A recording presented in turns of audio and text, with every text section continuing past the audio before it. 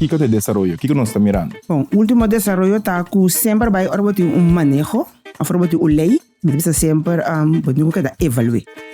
Então se botar lei, betul que tá bisa lei não tá sirve, não, pensei não sei, como governo para Kiko betul cambia. Então sabe nota que situação nos praia não, do que o turismo está subindo. Turene que para na playa, turene que vende coisas, então a situação começa a vir que caótico. Anterior ele precisa sair fora de mão. Não sei, nós hasta com algum caso de corte, para motivo de situação que resulta na playa basta conhecer.